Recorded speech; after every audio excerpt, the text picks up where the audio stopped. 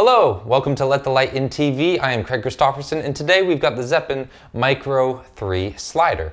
Now, this slider comes in three different lengths. It comes in the 500, the 700, and the 1000 versions, whereas the previous slider that they made, the Micro 2 Plus, just came in the one size. Now, these numbers, they correspond to approximate travel distance. So the 500 series goes 590 millimeters of travel. The 700 goes 770 millimeters of travel. And then the 1000 version goes 1070 millimeters of travel. Now you can get these both in manual orientation, as you can see that I have here. And then it also comes with a motor. You can purchase the motor later. Let's go over prices very quickly. So the 500, the manual version of the 500 is $399 US, versus if you bought the M500 with the motor, then it would be $600. The 700, M700 is $449, the M1000 is $539. So you can purchase the manual version as it is, or you could purchase the manual version with the motor here, and you will save $50 if you buy it all in one purchase rather than two purchases. Because if you buy the manual version and want to upgrade later to the motorized version, then the motor is going to cost you $250. So you could save yourself potentially $50 in expenses if you decide that you want the motorized version right away. And the motorized version and the manual version, they're the same. The only difference is, in fact, the motor. So there's nothing different. There's nothing different. As soon as you buy the motor, you have the full motorized version. And here is the motor itself. It comes in a little case, and this is it. And the big difference here, the big difference between the Micro 2 Plus and the Micro 3 is how easy it is to attach the motor. Now we will get into that a little bit down the line when we go through similarities and differences of these two versions. But right now, let's talk about the Micro 3, its build, its design, and its features. So it is an all metal design, but without the motor, it's really not overly heavy. I mean, that's absolutely one-handable. It is weighty, but it's not overly heavy, I would say. And no matter the version that you get, whether it's manual or electronic, the 500, 700, or 1000, it doesn't matter the size, the payload is the same for all of them. So you don't get an increased payload if you get an increased sized slider. The payload is the same for all of them. It's a 12 kilogram horizontal payload and a 4.5 kilogram vertical payload.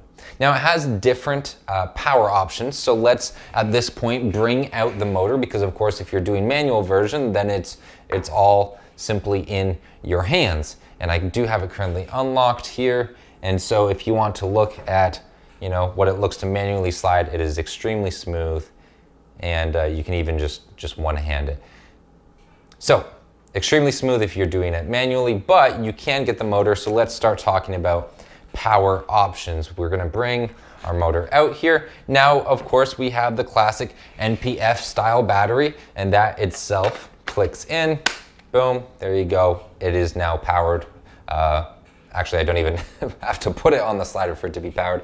It is already powered, and I can turn the motor on here, as you can see. So that is one power option, is the NPF style battery.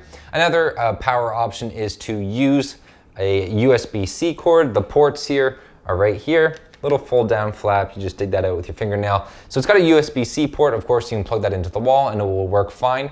I have just a cheap little power bank. I wasn't able to power the unit with my cheap little power bank. Maybe you have a power bank that can be used for more heavy duty electronics. Mine wasn't able to, but powering it through the wall it is no problem at all. So it does have the USB-C port as well as a shutter cable port. That's not a power option. I'm just letting you know since we're going through the different ports on the motor. And that summarizes your power options: NPF style battery, USB-C cord, and then the only other slot available is not a power option, but it is for your shutter wire. Now, just so you're aware, if you do purchase this and it comes in the packaging, there is a couple screws on the bottom that you do have to remove before you start using the slider, and there's a lot of caution tape on there telling you, hey, watch out, those need to be removed. So just a heads up, if you do purchase that and you see the yellow tape and you're wondering what's going on, those screws need to be removed to allow the slider to move. They're just in there, and you can keep them if you want. In fact, I kept them just because if you do want to travel and it's a long travel, maybe you're putting it on a plane or something, it allows you to lock down the slider so that nothing moves and is damaged in shipping. So that's why those are there. Now it comes with a lock-unlock knob. There is no visual way to properly identify whether it is locked or unlocked. And as you can see, it takes a little bit of effort to get it to flip around. There's no visual way to get it unlocked or locked, but it works as is described. It locks and unlocks the function. So right now I have it completely locked, and you can see I'm not able to move the track. Unlock it here. Again, a little bit of a tough switch, but then we are able to move it. The slider is now included with a case. Before, the case was kind of just the box, so there was a bag included in the box. I'll again go into that during the comparison. You do get a case now, and inside of the case are tripod stabilization arms. And so this is just one of them. You get two of them, one for each end, and so there's two tripod stabilization arms. And the way you use these is you screw it onto the end. One goes on each end, and then that is going to hook up, the bottom part is going to hook up to the actual tripod leg itself. And these are included now, which is actually a really nice addition within the packaging. These are included so that whenever your track gets all the way to the end, it's not tilting. Certainly whenever I reviewed the last one and used the last one, there were instances of tilt on the tripod. And so those stabilization arms are included, which I think is a nice little touch. Now, the camera screw on the mounting base can support either a 1/4 or a 3/4 inch mount. And it pops up and down so that it doesn't scratch anything during storage. Not to mention, the mounting base itself is now much bigger. Now let's talk about actually using the Micro 3. So the motor has control buttons on it. And by the way, let's go on to how to mount the motor right now, which is so much easier. So to mount the motor, you simply click it into place. There's two little screws here that you just thread in, and the motor is mounted. You save, I mean, the Micro 2 Plus, it wasn't bad, but it was kind of deterring because it was annoying. And so actually I always just used it in manual operation. I never really used the motor on it. And in fact, even to put the motor on it to go through our comparisons later on, I was kind of annoyed, but this makes it extremely easy, and I'm a really big fan of how easy they have made to mount the motor. So the motor has manual controls on it so that if you do not want to use the app, you don't have to, nobody's forcing you, and that's okay. You can still go manual. It's pretty much the same layout and same controls as the Micro 2 Plus. And so, for example, you can set up A/B points using these manual buttons. So if we, for example, double click the power button, it gives us a little ping there. I don't know if you heard it, to let us know that our first point is set. We're going to move it over. We'll stop it here. We're going to, again, double press the power button. There you go. It is set. So now we have our A/B points. So we can do a couple things. We can double press the power button again to allow it to move. So let's go ahead and do that. And you'll see it's going to automatically move between our A and B points. So that's how we move it from point A to point B. But what if we wanted to continually loop back between our points in a continuous movement?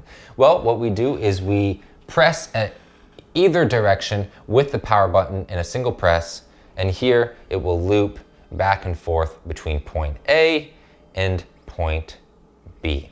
If you want to manually set the points, you can do that, and that is going to be where that flashing green button comes in. If you go ahead and hold that, then you can manually transition that into your waypoint. But the problem with that is since the motor is attached, it's pretty difficult to move. So personally, I would just kind of stick with setting the waypoints using the motor itself. I don't know exactly why that feature is included, because it's harder than just using the motor.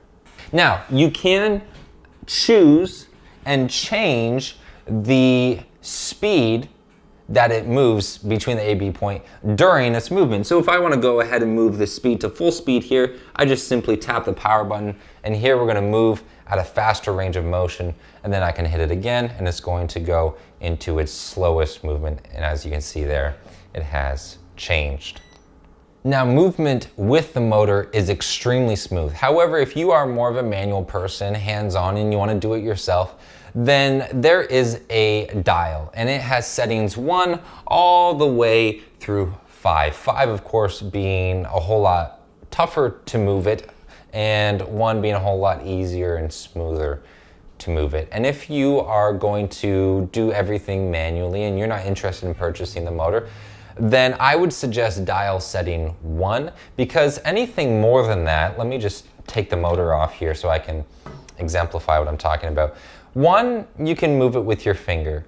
And sometimes, depending on your surface, the slider may even slide on, for example, your tabletop surface. But 1 is nice and smooth, and generally it's not going to move. But if we move it up to, for example, a dial setting of 4, where things are going to be more rigid, it's going to be more difficult to move, then we get our slider, I don't know if you can see it here, but it is sliding across the table as I move the track itself. And especially if I move up into 5, as you can see, it is just sliding across the table, which of course you don't want.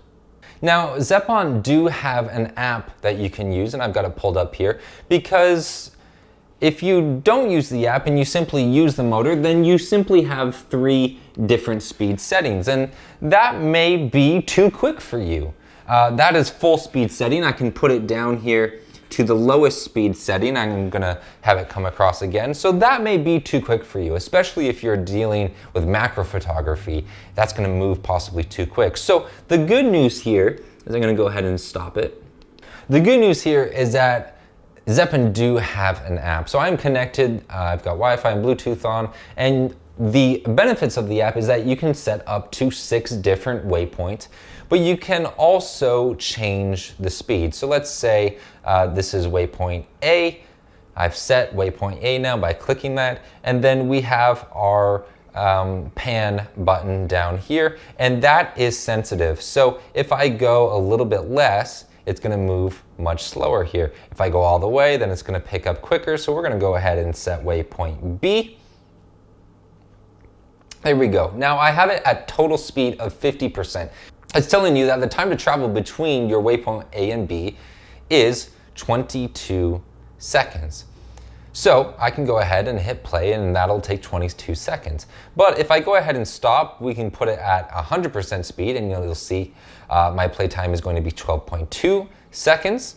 And then we can also set it, what's nice about the app is you can slow it way down. So if I bring it all the way down to 6 seconds, it's gonna take 178 seconds to complete the movement. So it's gonna reset, and here it begins very slowly. And on the bottom left corner, you can loop that movement. So I've selected loop, and now I've unselected it. So the nice thing about the app is you can slow it down even more.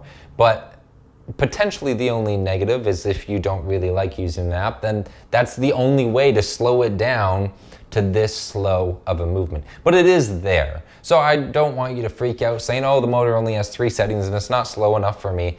Well, that's okay. Go ahead, use the app, slow it down. I've got it on 6% here, and it's moving nice and slow.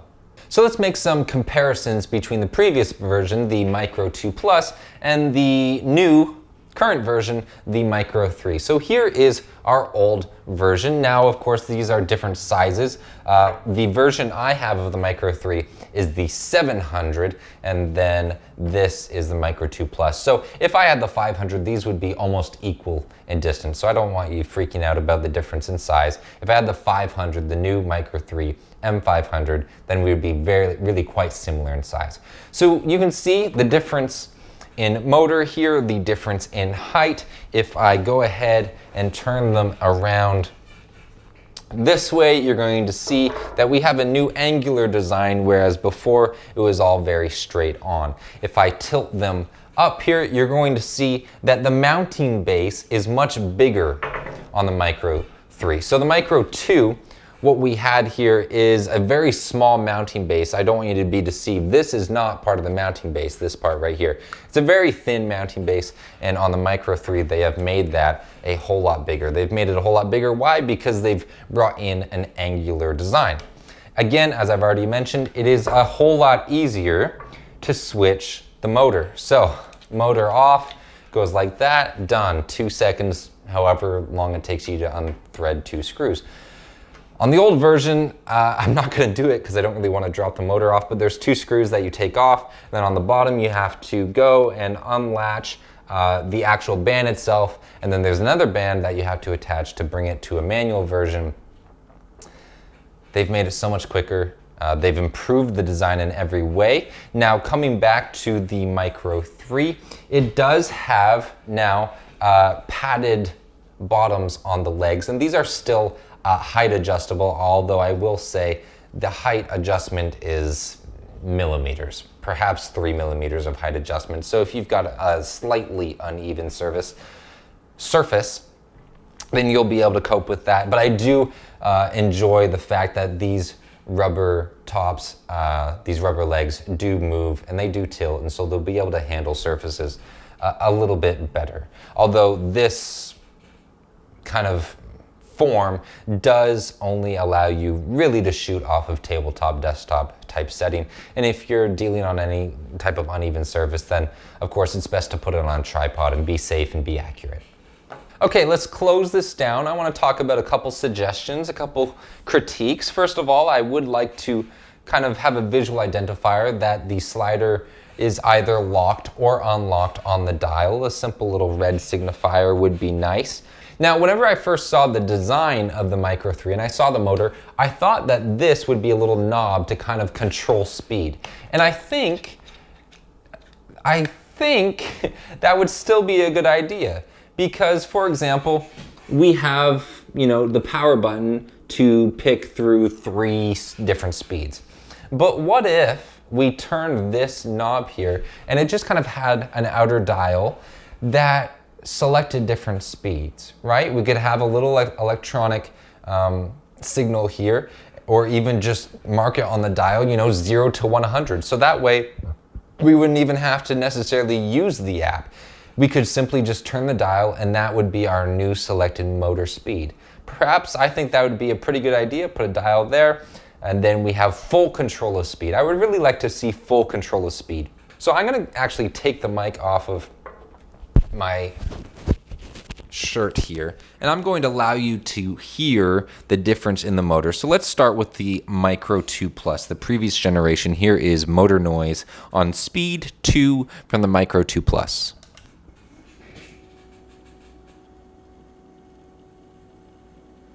A little bit of a hum, but it's quiet. So let's go speed 2 on the Micro 3 and let's hear the motor noise in this version.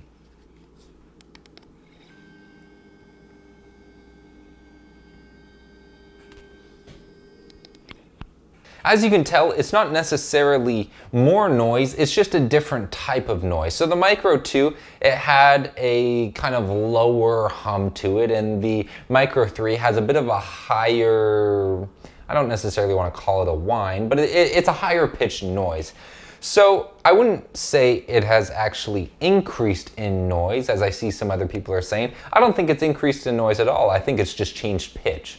And I think you can still use the Micro 3 in quiet environments and you'll be fine. I mean, if I put it here, maybe I'm about to disprove myself, but if I let it run here and I'm speaking and this is going on, and for example, maybe I'm the subject of an interview, well, if the slider is for some reason right in front of my face, I don't think you're actually going to hear it at all. I actually don't think that the motor noise is going to pose too much of a problem for you. It's about the same loudness, the same decibel volume as the Micro 2 Plus motor. It's just in a higher pitch. Something I am very impressed with on the Micro 3 is the smoothness of the slider, not only motorized but manually. One problem I did have with the Micro 2 Plus is that whenever I used it manually, there would be certain areas, especially passing through this middle section. Whenever the travel head passed through the middle section of the slider, it's like it sped up and it lost resistance, and then as it went to the edge, it gained resistance again, and then I could retain that smooth movement. But here, if I just take one finger and I just apply the same pressure all throughout, I don't get what I'm gonna refer to as any kind of hot spots where there's less resistance in that rubber band.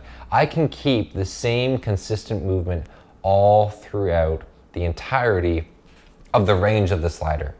And to me, this is huge, especially because it's generally quickest to shoot manually with the slider and just make your own movement. And so to have no kind of hot spots of the actual mount whenever it travels through, to have no hot spots or any changing pressures or resistance is extremely nice. And of course, what you're looking out for in a slider. Movement is very, very smooth. Setting up the motor is ridiculously easy. I'm not deterred to do it. I don't mind switching it at all like I used to kind of be deterred to switch it before. And so overall, this is, I would say, a very nice improvement. The Micro 2 Plus, I greatly enjoyed. I used it a whole lot. The Micro 3, I will use even more because they've genuinely made it better in every single way. So the M500, $399, M700, $449, and $1,539. If you'd like to pick it up, the description is down below. I hope I have properly informed you today about the Micro 3. If you want to pick it up, that's up to you. If not, there are links down below to go check out Dustin Abbott's reviews, go to his channel, Instagram, shop, whatever you want to do, that's your choice. Other than that, I hope you have a wonderful day, and remember to let the light in.